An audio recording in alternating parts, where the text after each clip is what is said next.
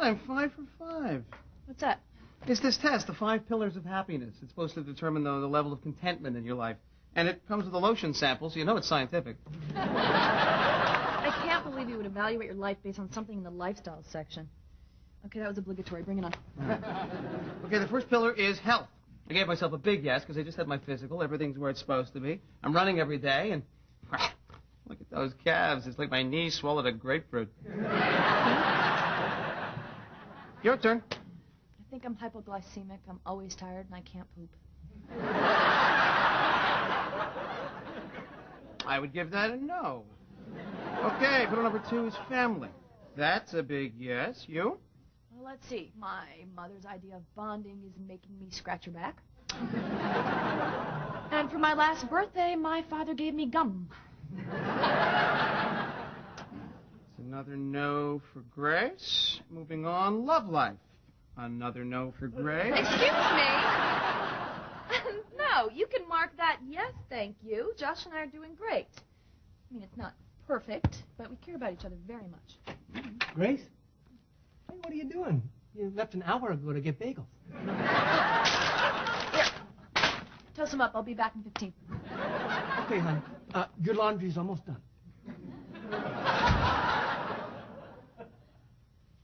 Well, you get a no on love life, too. Actually, I haven't told you this yet, but there's this lawyer, Alex. We've only had one date, but I'm already seeing 2.5 Jack Russell Terriers and his SUVs in my future. Yeah, okay. Next. Okay, pillar number 4, friendships. Okay, now we're talking. No. Note the S, friendships. They're talking more than just you and me. This just sucks. And the final pillar is work. I love my job. I work with a lush who insults me. Any politics here in this show? I mean, in other words, the show has drawn almost no controversy, correct? You know? Mm-hmm. Yeah. No hate groups, no sort of protest about gay issues.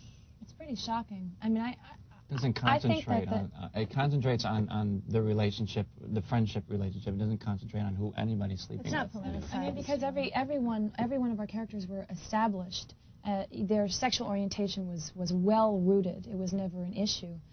If anything, it seems like this show handles it so simply that makes it political, because it's not an issue at all. So therefore, that's what makes it. That's what makes it pushes the envelope by addressing it. Another key, which was the immediate acceptance from the gay community, which was so important to us, is a result of the fact that there isn't just a gay man, a single gay man on the show. There are 2, and they are different, and they represent different approaches in the gay community, different aspects of gay. And Will is more straight acting. Jack is more flamboyant. Together, they show a much more of a just in 2 characters, much more of a cross section than you could ever get. So nobody in the gay community yelled stereotype. You know, they were happy that there was so much variety in our relationship. Did Ellen influence the show, and did Ellen, in a sense, because that show had been there, drawn a lot of fire? I think she really laid the groundwork for us, and something that Deb said, that's my theory, is that, you know, I thought that was a great show, and I love her. I think she's brilliant. But I think that on her show, her character was established as a straight woman, and then came out as a gay person, and then she herself came out as a gay person. So that's an element that we did not have to contend with. And also, there's such a... There was a parallel to personal life in the show. Absolutely, and there's a very special intimacy that exists between an audience and television. That's very different than audience and theater or film, because it's in their home. Exactly. And people watch this show in bed. Yes, absolutely. And I mean, an example is Seinfeld, like the character of Kramer. We always expected him to enter in a very sort of big way. Sure. And if one day he just didn't and no one commented on it, we as audience members would be very sort of disarmed by it. Yeah. So there's a consistency that we as audience members want and depend on and look forward to. So after years and years of that show being celebrated, you know, Ellen Morgan, that character, the heterosexual character, all of a sudden to go through a catharsis, which was an amazingly wonderful thing. But the public is sort of unwittingly cast in the role of the parents who just aren't really taking it very well. Do you know what I'm saying? You know. So. And every episode after Ellen came out had to be about her coming out and her character dealing with that.